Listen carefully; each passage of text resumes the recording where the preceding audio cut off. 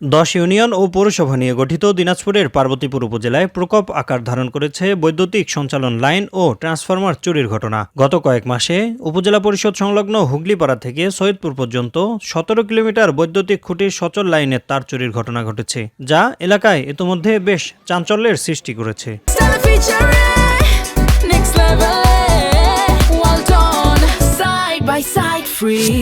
শুধু তাই নয়, উদ্বেগজনক হারে বেড়েছে সেচ কাজে ব্যবহৃত বৈদ্যুতিক তার, মোটর পাম্প, সাবমার্সিবল পাম্প ছাড়াও ট্রান্সফরমার চুরির ঘটনা। সেচ মেশিনের ঘরে তালা ভাঙ্গিয়া 1000 ফিটের মতো তার চুরি হয়েছে। গত বছরও আমার তার চুরি হয়েছে, এবারও রানিং অবস্থায় তার চুরি করে নিয়ে গেছে। চোরদের অত্যাচারে আমার বর্তমান 2টা সেচ পাম্পেই অচল। বর্তমানে আমরা সেচ প্রকল্প চালাইতে হিমশিম খাইতেছি। গত 19 ডিসেম্বর হাবড়া ইউনিয়নের ফকিরপাড়া এলাকায় তার চুরি করতে গেলে বিদ্যুৎ স্পৃষ্ট হয়ে তন্ময় নামে এক কিশোরের শরীর পুড়ে যায়। পরে রংপুরে চিকিৎসাধীন অবস্থায় মৃত্যু হয় তার। এই ঘটনার পর নড়েচড়ে বসে প্রশাসন। সম্প্রতি চুরির ঘটনায় সাদিকুল ইসলাম নামে এক ব্যক্তিকে আটকের পর তার দেয়া তথ্যের ভিত্তিতে অভিযানে নামে পুলিশ, উপজেলা প্রশাসন, সেনাবাহিনী সহ বিজিবির যৌথ বাহিনী।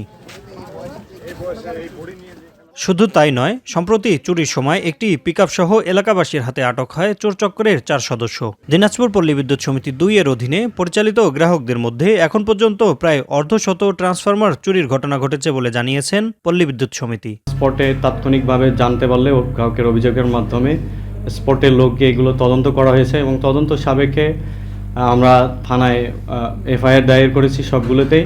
এদিকে অভিযানে বিপুল সংখ্যক মালামাল সহ 4 জনকে আটকের বিষয়টি নিশ্চিত করেছে পার্বতীপুর মডেল থানা পুলিশ। চোর চক্রকে ধরতে অভিযান অব্যাহত রয়েছে বলে জানান থানার ভারপ্রাপ্ত কর্মকর্তা। চুরি করার সময় সাদিকুল নামের এক ব্যক্তিকে আমরা বৈদ্যুতিক তার ও তার কাটা যন্ত্র সহ আটকের পর তার দেওয়া তথ্যের ভিত্তিতে পার্বতীপুর থানাধীন 2 জন ভাগড়ি ব্যবসায়ী, একজনের নাম হচ্ছে মাসুদ, একজনের নাম হচ্ছে সুমন, তার বাসা বাড়ি এবং দোকান হইতে বিপুল পরিমাণ বৈদ্যুতিক তার এবং ট্রান্সফরমারের ভিতরে থাকা যে তামার তার সহ চুরি যাওয়া প্রায় 7,71,000 টাকার মালামাল আমরা জব্দ করেছি।